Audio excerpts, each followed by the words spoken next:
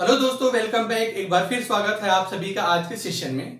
दोस्तों, हाइपोथेसिस के 3 महत्वपूर्ण प्रकार लेकर आया हूं। आज हम लोग डिस्कस करेंगे और जानेंगे क्या होता है ये। पिछले वीडियो में थोड़ा बहुत डिस्कस किया था इसके बारे में, आज थोड़ा विस्तार से समझते हैं क्योंकि ये तीनों ही हाइपोथेसिस इंटर कनेक्टेड हैं। तो सबसे पहले लेते हैं रिसर्च हाइपोथेसिस, शोध परिकल्पना, इसे H1 से भी डिनोट किया जाता है। इसे वर्किंग हाइपोथेसिस या अल्टरनेटिव हाइपोथेसिस भी कहा जाता है। दोस्तों, किसी सिद्धांत से निकाली गई डिडक्शन पर आधारित है यह रिसर्च हाइपोथेसिस। इसमें शोधकर्ता इस विश्वास के साथ परिकल्पना का निर्माण करता है कि वह यथार्थ यानी एक्यूरेट है क्योंकि वह एक सिद्धांत पर आधारित है। यानी जो सिद्धांत अब तक डेवलप हो चुके हैं उनका व्यवहारिक रूप में प्रयोग करना कि वो सही कार्य कर रहा है या नहीं कर रहा है, इसको जज करने के लिए या दो सिद्धांतों का आपस में तुलना करने के लिए इस हाइपोथेसिस का प्रयोग किया जाता है। फॉर एग्जांपल, इनसाइट थ्योरी, ये कोहलर द्वारा प्रतिपादित एक प्रकार का अधिगम का सिद्धांत है। वही दूसरा देखिए, ट्रायल एरर, ये थॉर्नडाइक द्वारा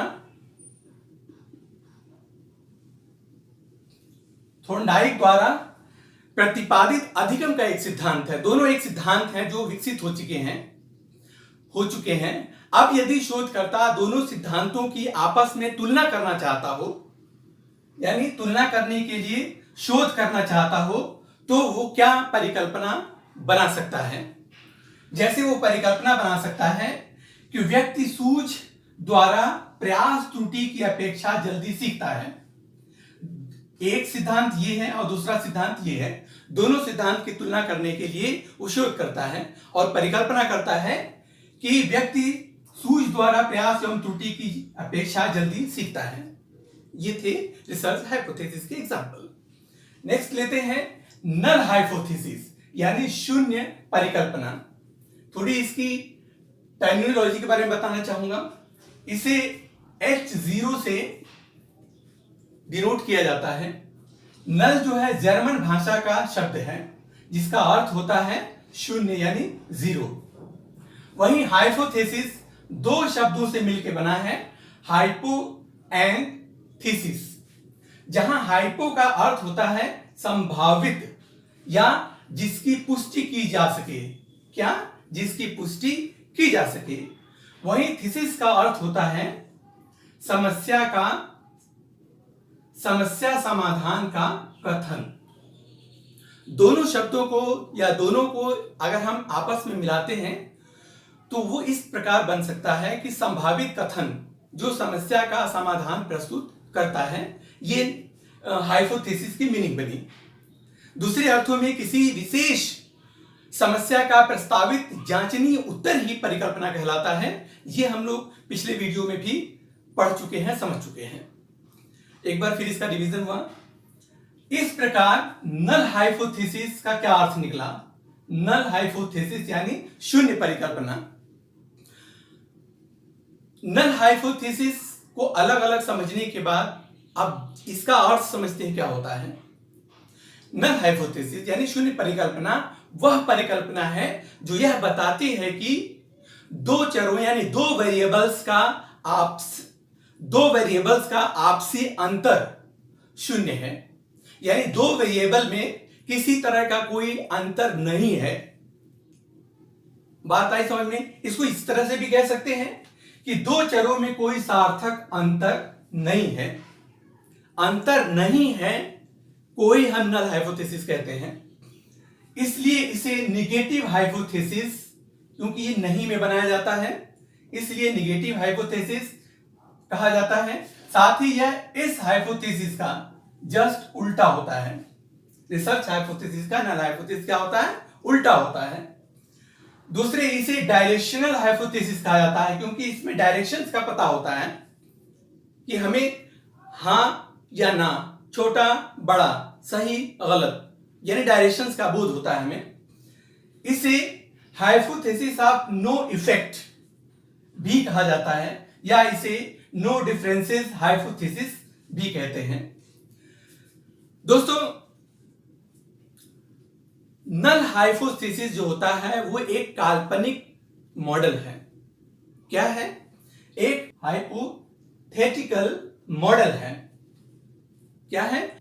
हाइपोथेटिकल मॉडल है, क्योंकि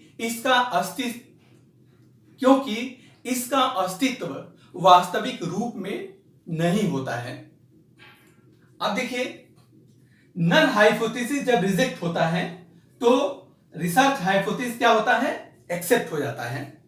क्लियर है यहां तक? माना शोधकर्ता ने एक नल हाइपोथेसिस बनाया कि क्या बनाया? इसी को ले लो, व्यक्ति सूझ द्वारा प्रयास एवं त्रुटि की अपेक्षा जल्दी नहीं सीखता है। ये क्या है? Null hypothesis. अब यदि इसकी टेस्टिंग से, इसके एक्सपेरिमेंट से, जो डाटा एनालिसिस उसके आधार पर अब यदि ये रिजेक्ट हो जाता है तो ये वाली हिस्सा क्या होगा? एक्सेप्ट हो जाएगा। तीसरा पहलू लेते हैं इसका। तीसरा हाइपोथेसिस स्टैटिस्टिकल हाइपोथेसिस या सांख्यिकीय परिकल्पना। सांख्यिकीय परिकल्पना क्या होता है? सांख्यिकीय परिकल्पना सांख्यिकीय जनसंख्या यानी स्टैटिस्टिकल पॉपुलेशन के बारे में एक ऐसा कथन होता है जिसे निरीक्षित आंकड़ों, ऑब्जर्व डेटा से मिलने वाली सूचनाओं के आधार पर समर्थन या खंडन किया जाता है। नहीं समझ में आई बात? देखिए, माना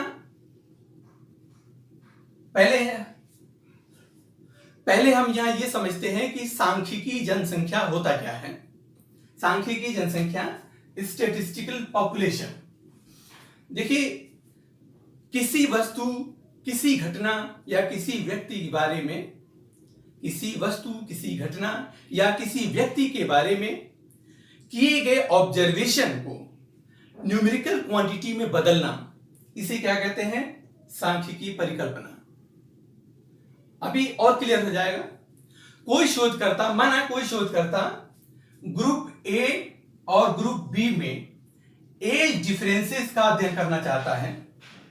मान लो मैं ही, यदि मैं ये शोध करना चाहूं कि ग्रुप ए ग्रुप बी में एज डिफरेंसेस क्या होता है, कितना है, होता है या नहीं होता है, के बारे में अगर मैं शोध करना चाहूं तो हमें रिसर्च हाइपोथेसिस बनाना होगा। सबसे पहले क्या करना होगा? रिसर्च हाइपोथेसिस बनाना होगा कि ग्रुप ए ग्रुप बी में ओल्डर है, यानी ग्रुप ए ग्रुप बी से बड़ा है।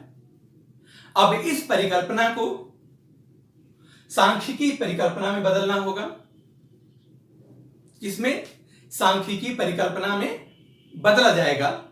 इसके लिए ग्रुप ए और ग्रुप बी के सभी व्यक्तियों के एज का मीन यानी मध्यमान निकाला जाएगा। बात क्लियर है? अब देखो, सांख्यिकी यही चीजें मान लो ले लिया जाए, या कोई ग्रुप ले लिया है, ग्रुप ए है, ग्रुप बी है, इनका आपस में हमें एज डिफरेंसेस की तुलना करनी है, तो हम इसे सीधे नहीं कर सकते, इसको न्यूमेरिकल क्वांटिटी में बदलना पड़ेगा, जिसके लिए हमें चाहिए सांख्यिकी एनालिसिस। अब ग्रुप ए और ग्रुप बी के जितने भी व्यक्ति होंगे उनकी एज का हम मध्यमान मीन निकाल लेंगे, दोनों का, इसका भी मीन और इसका भी मीन, और फिर देखेंगे कि दोनों ग्रुप में किसका मीन, किसका एवरेज ज्यादा है, बड़ा है। तो दोस्तों, सिर्फ रिसर्च हाइपोथेसिस में ही नहीं बल्कि स्टैटिस्टिकल हाइपोथेसिस, नल हाइपोथेसिस में भी प्रयोग में लाया जा सकता है, उसमें भी इसका इस्तेमाल किया जा सकता है। अब इस तरह से जो हमने डाटा निकाला कि ग्रुप ए ग्रुप बी से बड़ा है, मान लो ये निष्कर्ष निकलता है कि ग्रुप ए ग्रुप बी में ओल्डर है, यानी ग्रुप ए ग्रुप बी से बड़ा है, ये निष्कर्ष निकला, तो इसको हम स्टैटिस्टिकल हाइपोथेसिस में कैसे लिखेंगे? देखिए, यदि हमने नल हाइपोथेसिस बनाया हुआ है तो नल हाइपोथेसिस के केसेस में मीन ए यानी ग्रुप ए का मीन, ग्रुप बी का मीन, यानी ग्रुप ए का मीन, ग्रुप ए का मध्यमान, ग्रुप बी के मध्यमान के बराबर या उससे कम है। एक तो ये हो गया। दूसरा, यदि हमने रिसर्च हाइपोथेसिस से लिया है तो हम बनाएंगे मीन ए यानी ग्रुप ए का मीन ग्रुप बी के मीन से बड़ा है, ग्रेटर देन है। तो इसी को जब सांख्यिकी रूप में या जब न्यूमेरिकल क्वांटिटी में कन्वर्ट किया जाता है तो उसे स्टैटिस्टिकल हाइपोथेसिस कहा जाता है।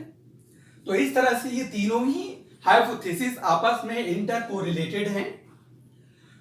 उम्मीद करते हैं, आशा करते हैं कि आपको समझ में आ गया होगा। फिर मिलते हैं नेक्स्ट वीडियो के साथ। Good luck.